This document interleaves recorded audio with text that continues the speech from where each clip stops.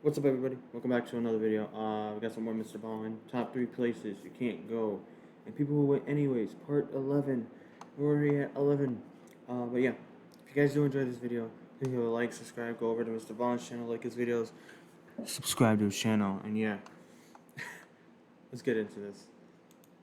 A more accurate title for this video could be The Worst Ways to Die. But before we get into today's stories, if you're a fan of the strange, dark, and mysterious delivered in story format, then you've come to the right channel because that's all we do, and we upload 3, 4, even 5 times every week. So if that's of interest to you, please go over to the like button's house and ask to play hide and go seek.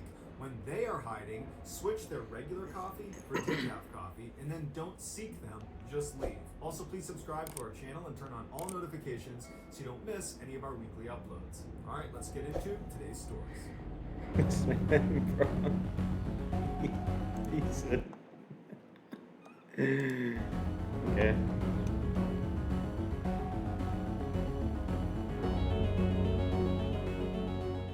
Nicknamed the Great Gray Green Greasy, the Limpopo River is one of Africa's largest rivers. It serves as a border between Zimbabwe and South Africa, and it also happens to be one of the most dangerous places on Earth. A town in South Africa called Phalaborwa sits on Limpopo shores, River. and all of its residents know they're never supposed to step foot inside of the dangerous waterway. But not all of their residents take that guidance seriously. On January 1st, 2010, Phalaborwa resident Mariska Buitendog, along with her boyfriend and 6 of their other friends, had been out all night partying, celebrating the new year. They had had a considerable amount of alcohol over the course of the night, so as the sun was coming up, in their inebriated state, they decided they wanted to take an early morning dip in the Limpopo River. So they head over to the river, and while initially they all seemed really eager to get in the waterway, it was only Mariska that was brave enough to do it. So the rest stayed on shore, and Mariska jumped in the river and jumped right out again.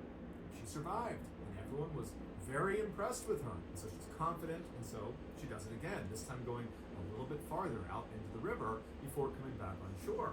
Now she's really confident, she's done it twice, and so she said, "Hey, who wants to come with me for a 3rd time in?"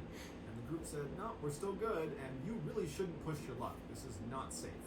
And she said, "I don't care, I'm going in for a 3rd time." So Mariska gets in the water, and by herself, she swims out on her back about 15 meters away from shore. She turns and waves at the group and smiles before she's violently pulled under the water. There wasn't even time for her to scream. Her boyfriend immediately jumped in Alligator the water to crocodile. try to pull her out, but he knew where she was, and there was no way he was getting her back. The other nickname for the Limpopo River is Crocodile River, and Mariska, unfortunately, had fell victim to one of its apex predators. But it's not just drunk partygoers that fall victim to these crocodiles.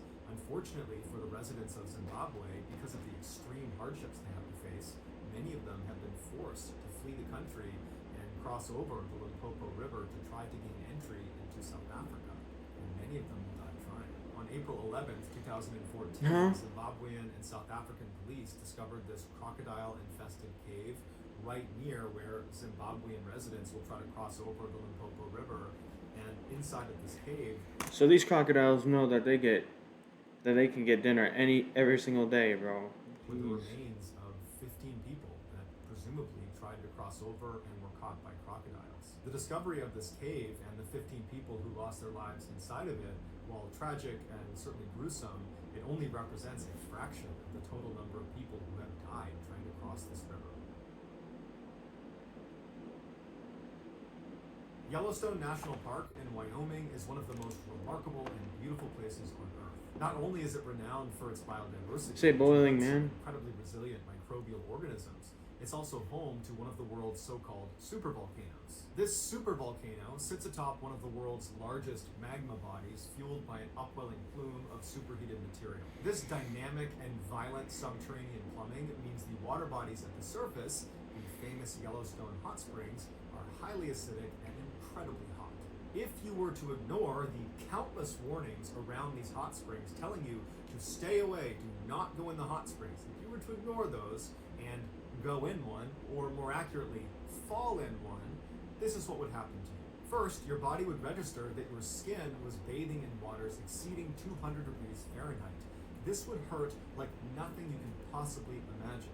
But it would only hurt as long as your nervous system was able to register pain, which would only be for about 1 minute or less. At this temperature, your skin would begin to quickly break down and disintegrate, and your blood vessels in your underlying dermis would rupture, causing rapid blood loss. Some underlying skin layers would not break down, but they would lose all of their water and become tough and blackened. And your underlying subcutaneous fat would bubble off as well. All in all, this is known as a full thickness burn, and it would occur in about 1 minute in these waters. Your nervous system would enter a state of shock and become irreversibly damaged, which would lead to most, if not all, of your organs to fail if the heat stress has not already done that to you. You would be dead within 2 to 3 minutes, and then at that point, the acidity of the water would take over. Within a few hours, your body, including your skeleton, would be completely dissolved into absolute nothingness. And for anyone who falls in but manages to climb out again before being dissolved, they are not out of the woods. Many of those people, unfortunately, will die hours, days, months later due to complications from the burns. On June 7, 2016, Colin Scott and his sister Sable went to Yellowstone to see... When?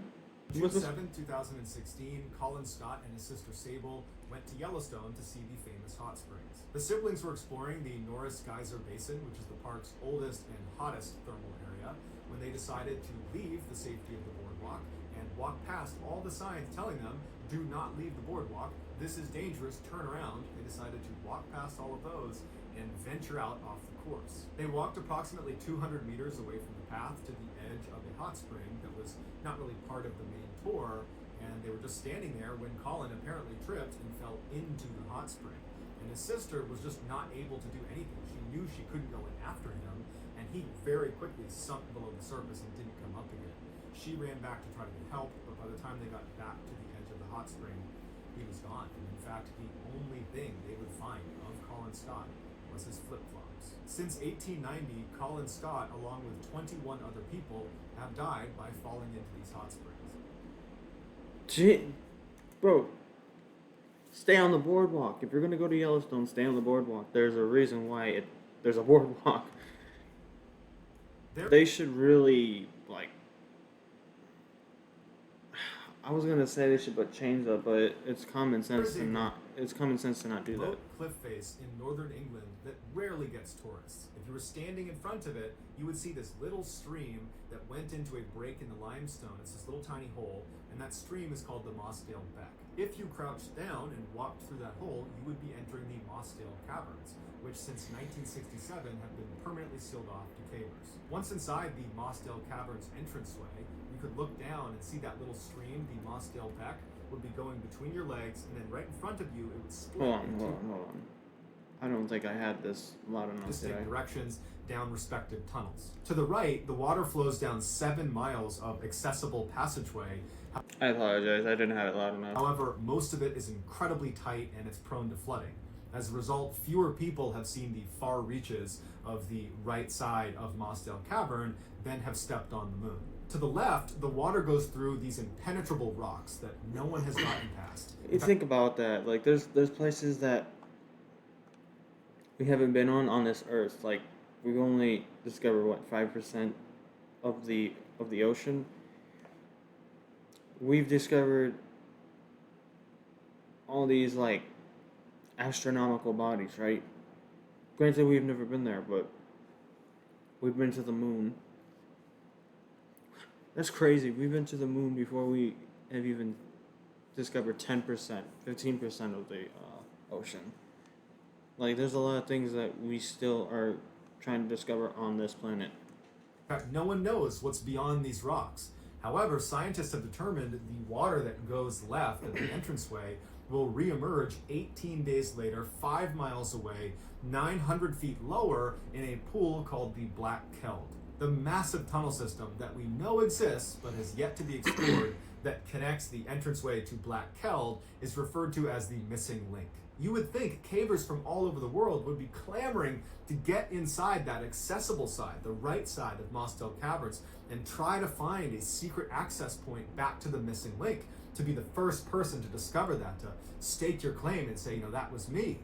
But in fact, since the Mossdale Caverns was discovered in 1941 until 1967, almost no one went in Mossdale Caverns. Endless, tight, water-filled crawls with names like Drown or Glory made Mossdale Caverns feel like too big of a risk to be worth it. But in 1967, 10 extremely fit, extremely experienced cavers said, you know what? We are going in Mossdale Cavern, and we are going to find that entrance to the missing link. So on June 24th, 1967, these 10 cavers entered. Even if you did find a link, how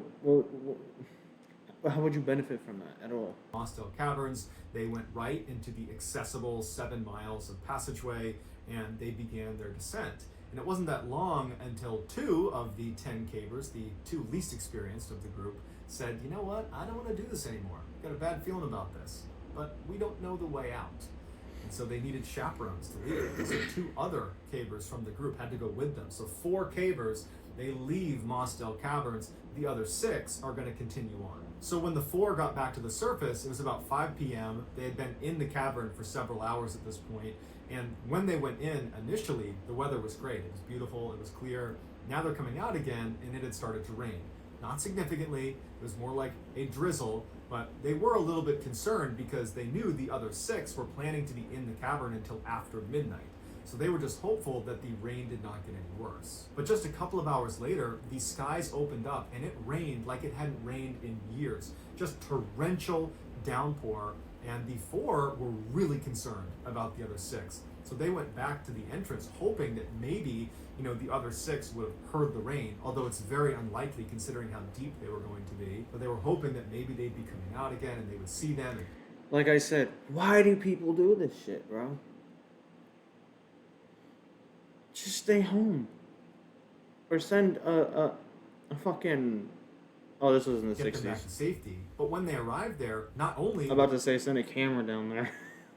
That's not going to the work. 6 not out of the cave, but the actual entrance to the cave was completely submerged in water. Earlier that day, when the 4 cavers turned around and left, the other 6 cavers, they continued on, and they had made it about 2 miles deep into these caves. They had passed the fabled drown or glory swim, they had survived the knee wrecker passage, and they had bit their tongue as they squeezed through the famously painful Umaguli tunnel, now located hours away from the only way out. So they are way into this cave. They were nearing the end of this distant section of the cave that they believed on the other end they would find this hidden entrance into the missing link. All they had to do was pass through the far marathon section, which is a 900-foot tunnel that is only 10 inches high, 2 feet wide, and you have to wriggle through on your stomach with your face pressed against a stream that runs through it. And it takes a very long time to get through it. It's incredibly claustrophobia inducing. It's considered one of the Couldn't be me. most stressful things you can do in caving. But considering how experienced these cavers were and the fact that they had come down there specifically to get to this far point in the cave, you gotta figure that their spirits were high. They were probably joking with each other as they're doing this awful thing. And then they made it about 3/4 of the way through this tunnel when someone must have noticed the distant rumbling sound and said, hey, what is that? And as they sat there listening, trying to discern what the sound was, it must have dawned on them that their worst nightmare was about to come true. That was the sound of surging water.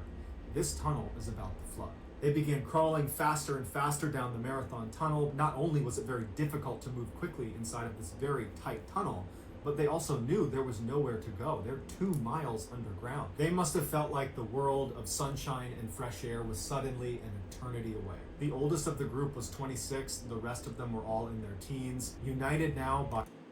How would they be experienced? How? No.